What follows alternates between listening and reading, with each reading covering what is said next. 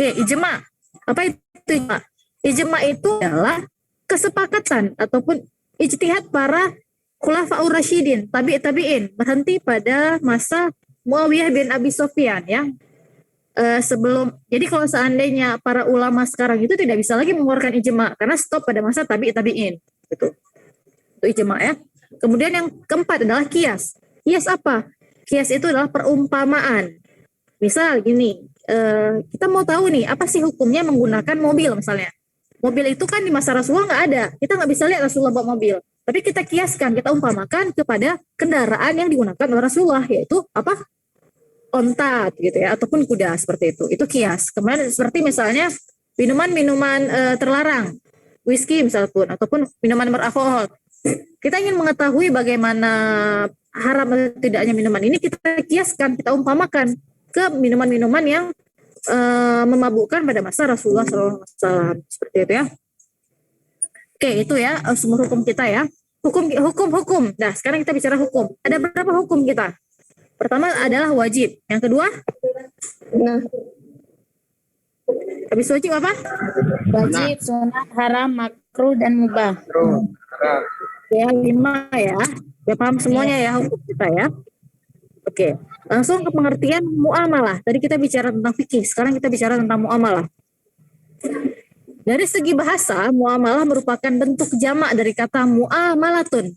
Sedangkan muamalah berasal dari kata amala yu'amilu yang artinya adalah saling bertindak, saling berbuat, dan saling mengamalkan. Itu ya fokusnya ya. Tentang perbuatan, tentang amalan, dan tentang tindakan. Itu muamalah ya.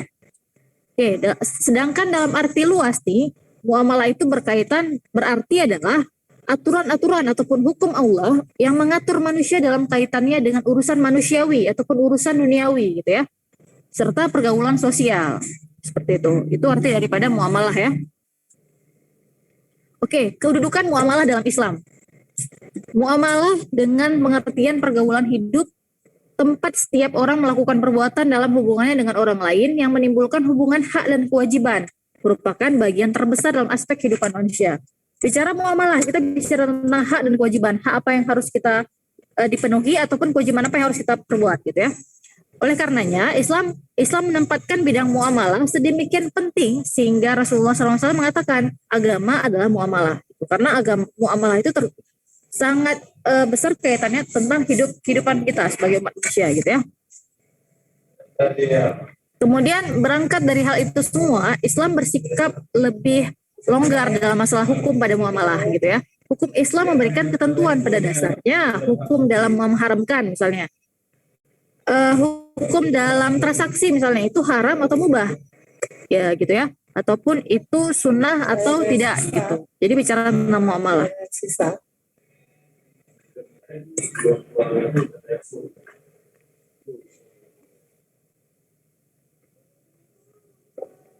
Ya, kok udah bayar full bisa aja itu sih. Oke, kemudian ada ruang lingkup fikih muamalah. Dia itu ada beberapa aspek ya. Yang pertama itu ada aspek adabiyah, adab. Itu ya, dia mencakup tentang masalah adab dan akhlak. Seperti misalnya ijab kabul, kemudian saling meridhoi, tidak ada keterpaksaan, kemudian kejujuran. Itu bicara tentang aspek adabiyah terkait tentang muamalah gitu. Yang kedua adalah aspek madiyah. Apa itu aspek madiyah? Yaitu mencakup segala aspek yang terkait dengan kebendaan, yaitu halal atau haram, syubhat atau tidak diperjualbelikan. Jadi langsung kepada barang-barangnya. Barang tersebut boleh tidak diperjualbelikan? Haram atau tidak? Jadi langsung pada fisik bendanya gitu ya. Itu tentang ruang lingkupnya. Kemudian tentang prinsip dasar hukum muamalah. Oke, pada dasarnya nih segala bentuk muamalah itu mubah ataupun boleh ya, kecuali yang ditentukan lain oleh Al-Quran dan Sunnah Rasul. Ya, yang kedua itu muamalah dilakukan atas dasar sukarela tanpa mengandung unsur-unsur keterpaksaan. Dan yang ketiga, muamalah dilakukan atas dasar pertimbangan mendapatkan manfaat dan hindari mudorot dalam hidup masyarakat.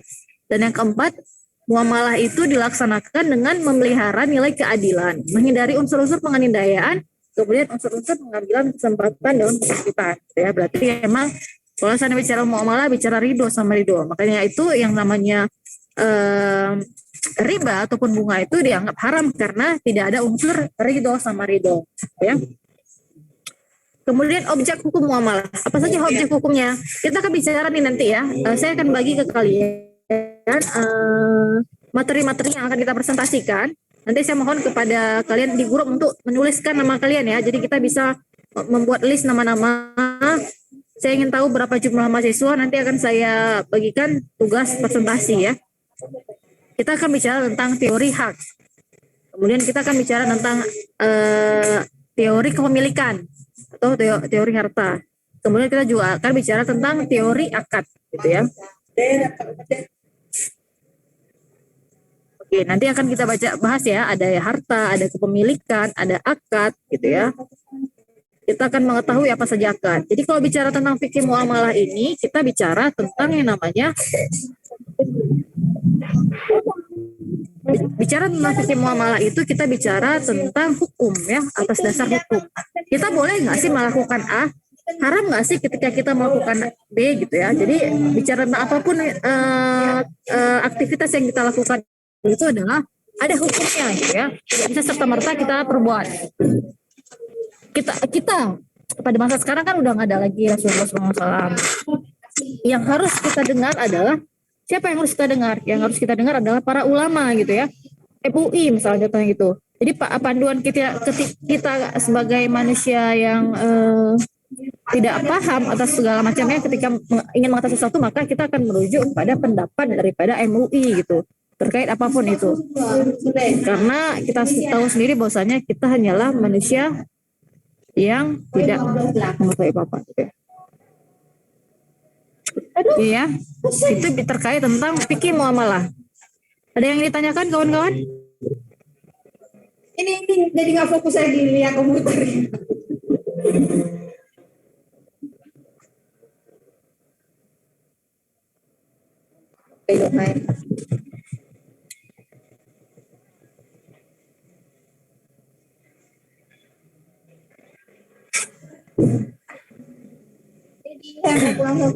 Selain tentang fikih muamalah, kita akan bicara tentang kaidah fikih. Tuh, kalau seandainya ingin memahami sesuatu. Contoh nih kaidah fikih. Misal kita dihadapkan oleh dua mudorot, ya. Dua mudorot ini adalah sesuatu hal yang harus kita hindari nih, perbuatan yang harus kita hindari. Kita nggak bisa melakukannya. Tapi kita kalau seandainya nggak melakukan dua mudorot ini atau kita pilih salah satu, maka kita akan terjerat, istilahnya kita akan lebih mudarat ke kehidupan kita. Maka yang apa yang kita pilih? Maka di dalam kaidah fikih disebutkan jika kamu dihadapkan oleh dua mudarat, maka pilihlah mudaratnya yang paling kecil. Yang paling kecil itu yang kamu pilih, seperti itu ya.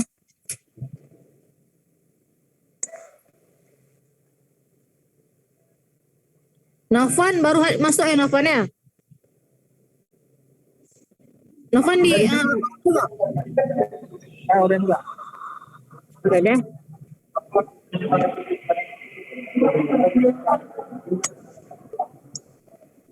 Rifki juga baru masuk ya? Rifki di mana nih? Ya Bu, dari tadi tahu. Posisi di mana? Di rumah Bu. Oke. Mustafa Kamal di mana posisi? Ya Bu. Di rumah, di Oren? Di luar komputer rumah Bu. Baru ngopi di rumah lo. Emang kasih belum tahu tadi tatap muka tuh daringnya? Mana Bu? Tapi masalah itu daringnya. Daring Bu. Daring. Kita masuk lagi ke grup nih ya. Ke grup apa?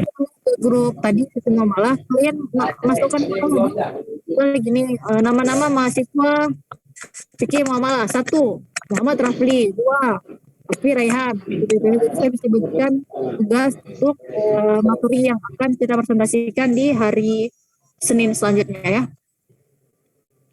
Atau ada yang mau volunteer nih? Volunteer untuk yang mempresentasi yang pertama. Jadi presentasi kita tuh ada yang 1 orang, lain 2 orang ya, karena nggak rame kita mahasiswanya. Yang kelompok yang pertama saya kasih 2 orang. Siapa yang menjadi volunteer? Relawan. Nah, relawan bahasa lainnya. Rafli mungkin? Nurhayati, Novan? tema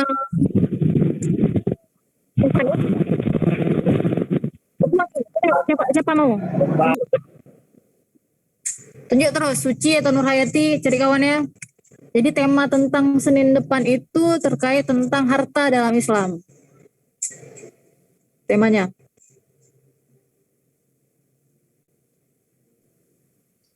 Yang duduk di oren nih, siapa yang duduk di oren?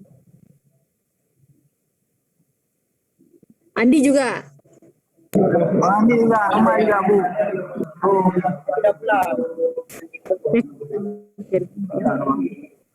Ama mungkin mau volunteer apa? Depan aja dulu. Depan aja dulu. Oh, depan. Ya, depan aja. Oh, ya. Gak adil kok. Iya, Bu, depan.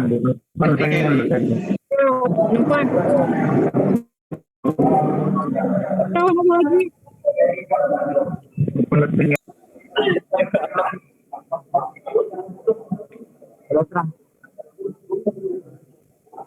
Novan mau sama siapa?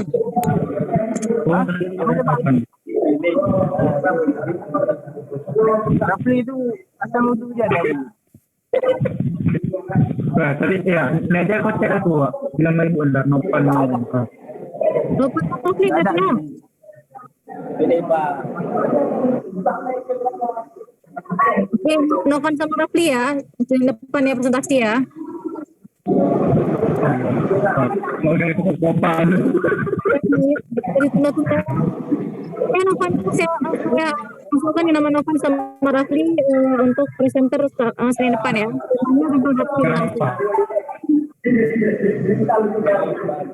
Ini Rafli ya. Ya, Bu. Ini yang nggak datang nih. Aku merasa memang dari Ini saja kelas kita karena saya udah dapat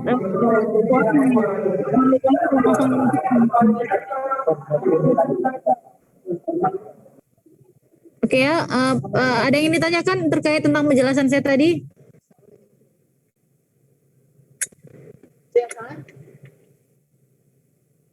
Ya, oke, lebih dan kurang nih saya live ya, izin live ya. Lebih dan kurang saya mohon maaf. Wabillahi taufiq wal hidayah. Wassalamualaikum warahmatullahi wabarakatuh. Waalaikumsalam. Waalaikumsalam.